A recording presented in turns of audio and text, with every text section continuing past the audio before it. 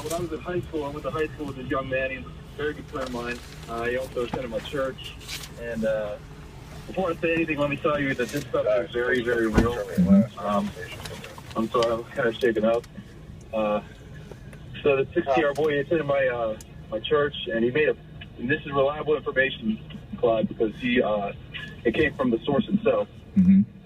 He made a pact with Satan, and a few days later, he's become very repulsive towards, religious items such as crosses and holy water, etc. Mm-hmm. Within 2 weeks, his parents thought the best option was to send him to a mental asylum, and there he started talking in multiple different languages. He went from listening to peaceful music, peaceful country music, to very dark heavy metal like Limp Bizkit and stuff. And it took many exorcisms for him to release the demon that took over his body. I'll just never forget the time that our priest, he walked in, he went and visited him, and he had some serious stuff to say, and he had a very, very stern facial expression when he said it. Mm-hmm.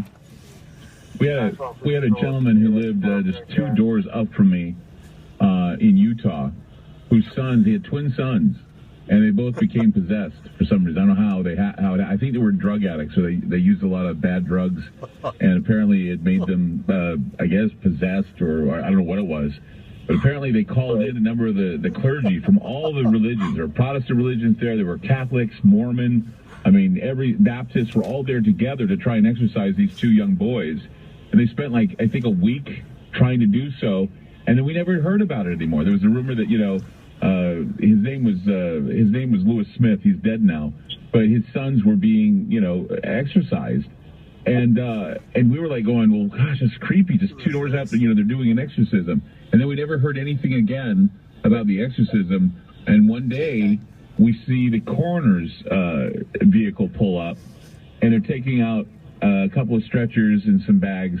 And both those boys were dead. They were found dead after the exorcism. Wow. And it just gave us the creeps that, whatever was going on with those 2 boys, 16-year-old boys, or twins, they tried so hard to get them, to get out of their dark entanglement, I guess you can call it. And they were possessed that the 2 boys died, and it was just a tragedy. No one wanted to talk. It was a big secret in the neighborhood that Mr. Smith's boys both died from, complications from an exorcism, I guess. I don't know exactly how you put that, but they most certainly were frail and most certainly under the influence of some demonic entity. Well, that's kind of how this is, Clyde. The whole town didn't want to talk about it. And a little history of my town, you can even look this up.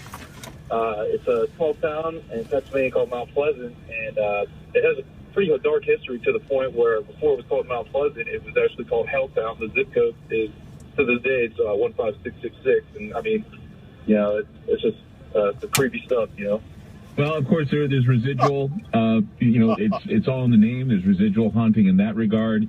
As we said before, names and symbols mean more than laws in some respects. I mean, you have a symbol. In fact, when I went with Liam for Father's Day to this museum, and we were talking about space and everything. It was because, of course, today's the anniversary of the moonshot. And we went to a space exhibit, and he was talking to me about the Nazis, because he was talking about, Werner von Braun, and he said, he says the swastika was a very powerful symbol. And, here's a 10-year-old telling me, he says, it used to be a symbol of peace. He says, but then when the Nazis took it and they bent it on a flag, it made it look evil and made it mesmerizing. He says, and to this day, I don't know what it is. He says, it's like watching mind control. He says, you're looking at the flag, and he says, it's just mesmerizing. And I shook my head, and I thought, this is a 10-year-old boy telling me this, that he sees symbolism, and it makes his mind do things. So if a thing like a swastika on a red and white flag can get your mind going, imagine what other symbols do without you even